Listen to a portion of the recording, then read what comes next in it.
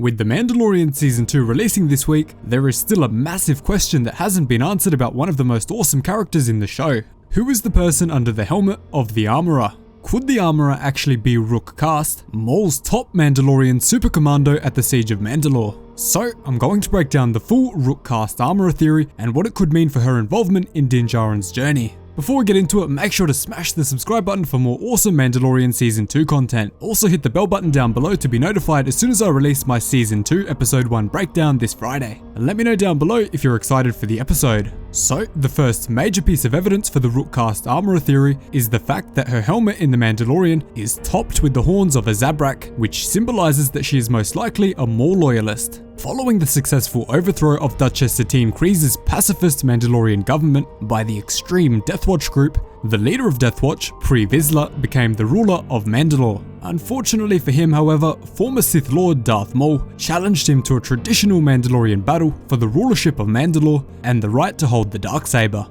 The two fought a furious battle until eventually Maul brutally beheaded Pre Vizsla, taking the throne of Mandalore and becoming the rightful holder of the Darksaber. If you haven't seen the Clone Wars and want to know how all of this went down, make sure you click on the card on screen now or check the pinned comment down below because I have an awesome video covering that. This monumental shift in power caused an event known as the Great Split, where the warriors of Mandalore split into two distinct factions. These factions were the Night Owls, who were led by Bo-Katan Kryze and vowed to never accept an outsider as the ruler of Mandalore, and the other were the Mandalorian Supercommandos, who pledged their loyalty to Maul because he rightfully earned the Darksaber and the throne of Mandalore through a traditional battle.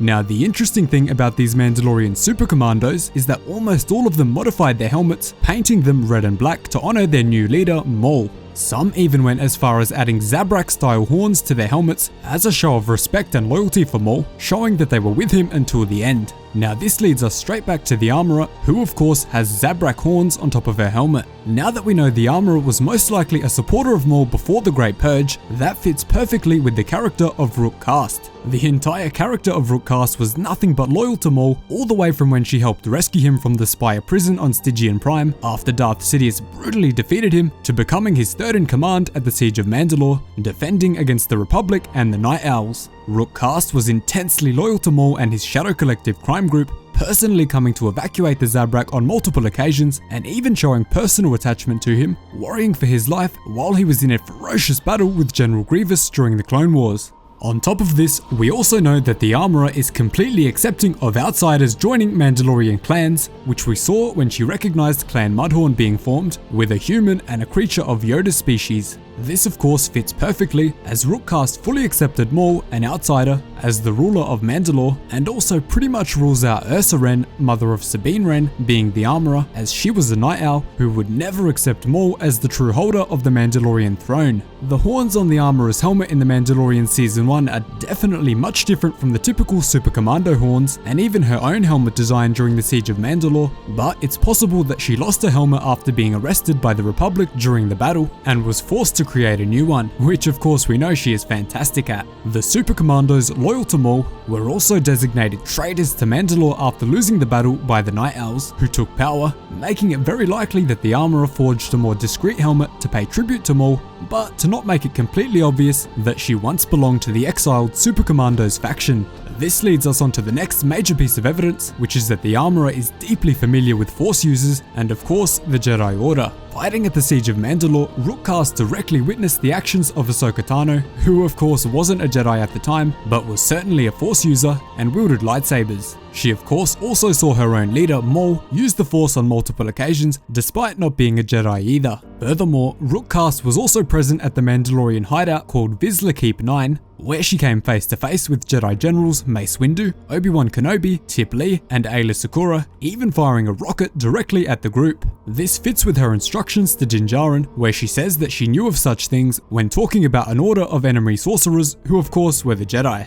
If Rook Kast and the Armorer actually are the same character, all of her statements about the Jedi would definitely align and match with the experiences that Rook Kast had with Force sensitives during the Clone Wars. In addition to this, Rook Kast also has a British accent, which we saw in the Clone Wars Season 7, which the Armorer also has in The Mandalorian. As we know from many of the great families in Star Wars, accent does actually matter. Palpatine being related to Rey is probably the biggest example of this, but it can be seen on multiple other occasions. Rook Kast and the Armorer having the same accent is also no coincidence, as both Vanessa Marshall, who voiced Rook Kast in the Clone Wars, and Emily Swallow, who plays the Armorer, were told to swap their accents for their roles. Both Vanessa Marshall and Emily Swallow speak natively with an American accent and were forced to use British accents for their roles, strongly pointing to some pre-planning being done between Dave Filoni and Jon Favreau, who we already know work very closely together on The Mandalorian. Further to this, we know that Rook Kast would be just about the right age to be alive and in fighting shape during the events of The Mandalorian, which is set only 5 years after Return of the Jedi, or 9 ABY.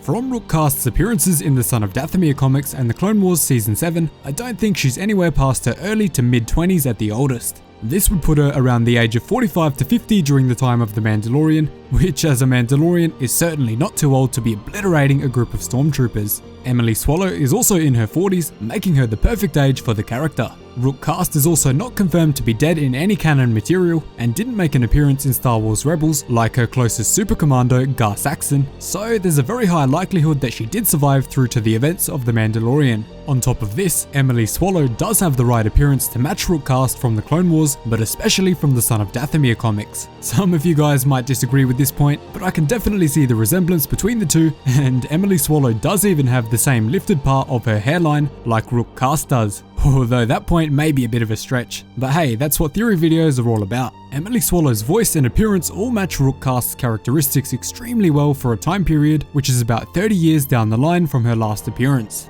And the final piece of evidence for the theory is the Armorer's incredible agility and fighting style, which very closely matches her abilities from the Son of Dathomir comic. We see throughout the comic in her rescue of Maul that Rook Kast is more than capable of using only her body to take down enemies like B-1 battle droids, which of course would translate pretty well to stormtroopers later on. It may be a coincidence, but she does also love to kneel down before entering a fierce battle and firing her rocket towards the enemy. This is of course closely mirrored before she takes on the stormtroopers in the Mandalorian Enclave.